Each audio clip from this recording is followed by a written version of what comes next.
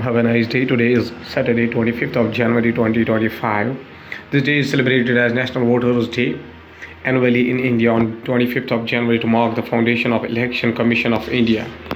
It established by the government of India in order to encourage more young voters to take part in the political process and first celebrated 25th January 2011. Now, starting the newspaper with the world news, including United States puts a halt on almost all foreign aid except for Israel and Egypt. Amid Trump's threats to gain control, Denmark and United States agree to discuss Greenland later. Trump administration halts FDA plan to ban menthol cigarettes. Belarus to witness presidential election this week. Lukashenko likely to grab seventh term. Had he been president, Putin backs Trump's claim on war with the Ukraine as both leaders agree to meet. South Korean court rejects request to extend Yoon's detention. Now, from the Hindu newspaper, let's have a brief discussion. United States State Department freezes new funding for nearly all United States aid programs worldwide. The order threatened a quick halt to many of the billions of dollars in United States-funded projects globally. The United States provides more foreign aid globally than any other country, budgeting about $60 billion in 2023, or about 1% of the United States budget.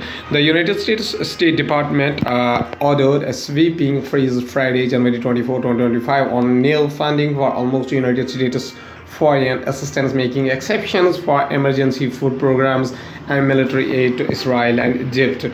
The order threatening a quick halt to many of the billions of dollars in the United States funded projects globally to support health, education, department, job training, anti-corruption, security assistance, and other efforts. The United States provides more foreign aid globally than any other country, budgeting about $60 billion in 2023, or about 1% of the United States budget. Netanyahu suggests Israel might not complete its withdrawal from Lebanon by ceasefire deadline. Israeli Prime Minister Benjamin Netanyahu said in a statement that the ceasefire is based on the understanding that the withdrawal process could possibly continue beyond the 60 days. Israeli Prime Minister Netanyahu suggests possible extension of the Israeli forces in the Lebanon as United States pushes for ceasefire extension. Israeli Prime Minister Benjamin Netanyahu suggests on Friday, January 24, 2025, that Israel might now withdraw all of its forces from Lebanon by a deadline set it a ceasefire with the Hezbollah, and Washington appears prepared to push for an extension. Under the deal reached in November, Israel is supposed to complete its withdrawal from the country by Sunday, January 26, 2025. Hezbollah militants must pull back to the north of the Litani River, and Lebanese armed forces would patrol and the buffer zone in the southern Lebanon alongside the United Nations peacekeepers. Mr. Netanyahu said in a statement that the ceasefire is based on the understanding that the withdrawal process could possibly continue beyond the 60 days. The statement went on to say that the Lebanese government has not yet fully enforced the agreement, an apparent reference to the deployment of Lebanese troops. Israeli officials have held talks in the recent days with the United States, which brokered the agreement along with France. Now, going towards the Hindustan Times newspaper, states that expect the United Kingdom to take a strong action, says Ministry of External Affairs, on disruption of film screening. Ministry of External Affairs official spokesperson Randhir Jaiswal addresses a press conference in New Delhi on January 24. New Delhi, India on Friday urged the United Kingdom to take action against the anti-India elements involved in the disrupting the screening of Kangana Ranaut's new film Emergency, which is based on the emergency imposed by former Premier Indira Gandhi in 1975 in Britain. We consistently raise concerns with the United Kingdom government regarding incidents of violent protests and intimidation by anti-India elements. Freedom of speech and expression cannot be applied selectively, and those obstructing it must be held accountable, he said in response to a question about the disruption of the screening of Emergency. Willing to work with the United States on trade, immigration, on bigger relationships, says India. External Affairs Minister Dr. S. Shankar with the United States Secretary of the State Marco Rubio during a meeting in the Washington, D.C. New Delhi. India on Friday signaled its willingness to work with the Donald Trump administration in the United States to address all matters related to the trade and illegal migration, saying that both sides are keen to forge a bolder, bigger, and more ambitious relationships. External Affairs Minister spokesperson Randhir Jaiswal responded to several questions on these issues at a regular media briefing by noting that India and the United States have ongoing dialogue on a matter related to both trade and immigration that can deal with all eventualities. Using the words of External Affairs Minister S. Jaishankar at a media briefing after his meeting with the United States Secretary of the State Marco Rubio, Jaiswal said India is focused on building bolder, bigger, and more ambitious relations with the United States.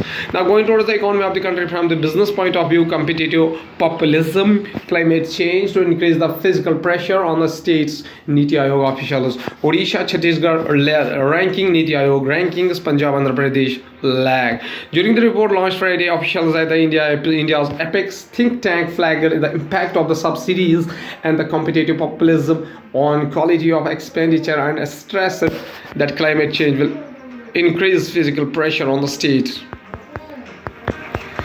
Is liquidity a let rupee adjust on its own? Economists tell Reserve Bank of India governor. Central Bank holds consultations on a macro-prudential. Reserve Bank of India Governor Sanjay Malhotra. Union Budget 2024 expectations on a new tax landscape for growth and innovation. The upcoming Budget 2025 represents an opportunity to align India's tax system with the global standards and lay the foundation for transformative reforms. A simplified tax regime is a key to stimulating M&A, thereby fostering economic growth. Now going to the science and tech, we have Pune reports 6 suspected cases of the Guillain-Barré syndrome. Tally goes up to the 73. Guillain-Barré syndrome is a rare condition that causes sudden numbness and muscle weakness, with symptoms including severe weakness in the limbs, loose motion, etc. The State Health Department had set up a rapid response team on January 21st to investigate the sudden rise in this infection after 24 suspected cases were found initially. Pune on Friday, January 24, 2025, reported 6 fresh suspected cases of the Guillain-Barré syndrome, GBS, and immunological narrow disorder, taking the count to 73, officials said. The State Health Department on Tuesday, January 21st, 2025, set up a rapid response team, RRT, to investigate the sudden rise in this infection after the 24 suspected cases were found initially. They added the total number of GBS cases increased to 73, comprising 47 and 26 women. Of these, 14 are on the ventilator support, as said on an official from the State Health Department. Meanwhile, the RRT and the PMC's Health Department continued surveillance in the affected areas of the Singhad Road area. World Health Organization chief to cut costs, reset priorities after the United States exit, document shows. The United Nations confirmed on Thursday, January 23, that the United States was due to the withdrawal from the World Health Organization (WHO) on January 22, 2026. This announcement has made our financial situation more acute. World Health Organization Director General Tedros Adhanom Ghebreyesus said in a memo to staff dated January 23, 2025, the World Health Organization will cut costs that review which health programs to prioritize after the United States announced its exit. Its chief told the staff in an internal memo seen by Reuters.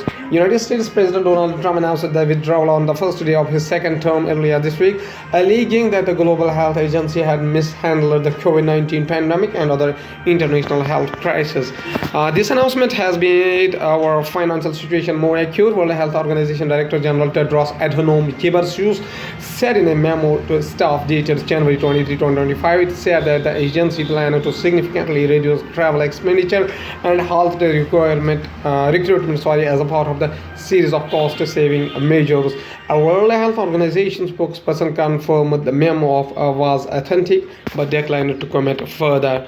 Study finds that the link between the smartphone use and the mental health of adolescents. Sapien Labs report titled "The Youth Mind: Rising Aggression and Anger" documented the responses of 10,475 internet-enabled adolescents across India and the United States in 2024.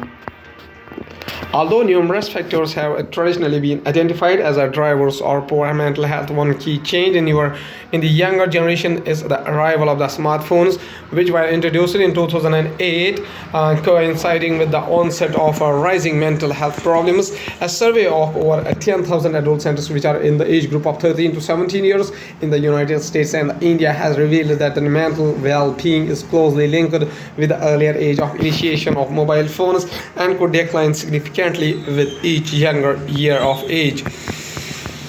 How will the suspension of the imported refurbished medical devices impact the healthcare sector? Experts are divided.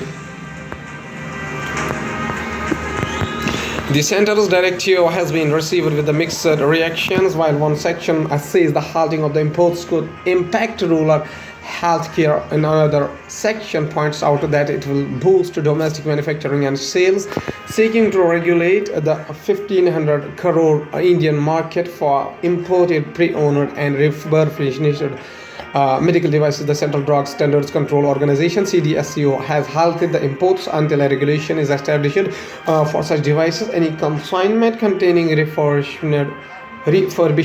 devices present at ports will at present not be released. The direction comes following a letter to the Principal Commissioner of Customs dated January 10, while CDSCO clarified that refurbished medical devices cannot be imported into the country for sale and distribution, as there is no specific regulation for such devices under the Medical Devices Rules 2017.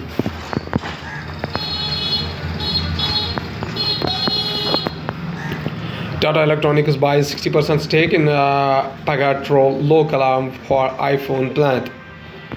The Tata Electronics said it has bought a 60% stake in the Pegatron India unit that operates an iPhone plant.